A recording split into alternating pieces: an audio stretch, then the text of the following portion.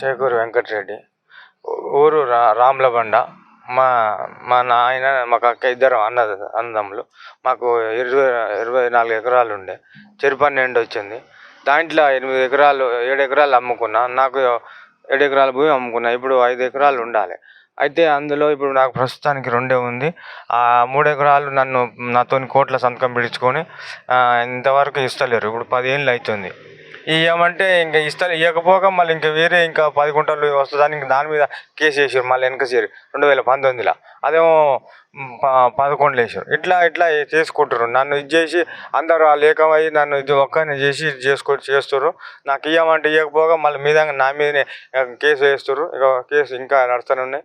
ఇట్లా ఇబ్బంది పెడుతున్నారు. నా భూమి నాకు వచ్చేటట్టు న్యాయం చేయాలని నేను మళ్ళీ నన్ను కలిసిన అని చెప్తాను.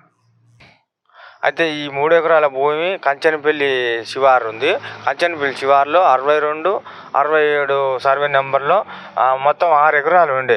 3 ఎకరాలు తీసుకుర్రు. ఇప్పుడు నాకు 3 ఉండాలి. ఆ 3 అల్లనే వస్తుంది. 62, 67 సర్వే నెంబర్లో 3 ఎకరాల భూమి నాకు రావాలి. ఈ మునుగోడు నల్గొండ ఈ సరిహద్దు రోడ్డు పంటి ఉంటుంది నాకు భూమి తీసుకుర్రు. ఇవ్వమంటే ఇస్తలేరు.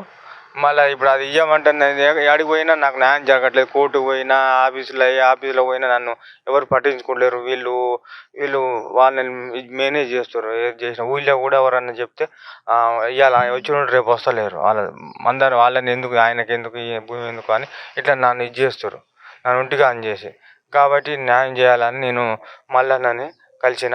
మల్లన్న టీంని కలిసిన న్యాయం చేయాలని కోరుతున్నాను. నేను అప్పుడు సోమవారం గ్రీవెన్స్ డే కలెక్టర్ని కూడా కలిస్తే అది మాకు సంబంధం లేదు, ఇది కోర్టులో చూసుకోవాలి, మా సంబంధం లేదు వాళ్ళు చెప్పారు. ఇక తిరిగి ఇసుకుపడి నేను ఇప్పుడు మళ్ళీ నన్ను కలిసిన. ఒకసారి 2 సార్లు కలెక్టర్ ఆఫీస్కి పోయినా. గ్రీవెన్స్ చేయకపోతే మాకు సంబంధం లేదు భూములది ఏదైనా ఉంటే ఎంఆర్ఓ ఒకసారి రాస్తే ఎంఆర్ఓ మాకు సంబంధం లేదని ఆయన అన్నాడు. మళ్ళీ కలెక్టర్ నుంచి ఎంఆర్ఓకి రాసిండు. అట్లా ఎక్కడనే పోయినా మాకు న్యాయం జరగలేదు. చివరికి ఇప్పుడు 12 నెలలు అవుతుంది. ఆఖరికి మల్లన్నని కలిసిన. మరిగా మల్లన్న నుంచి న్యాయం అవుతుందని మేము కోరుకుంటున్నాం.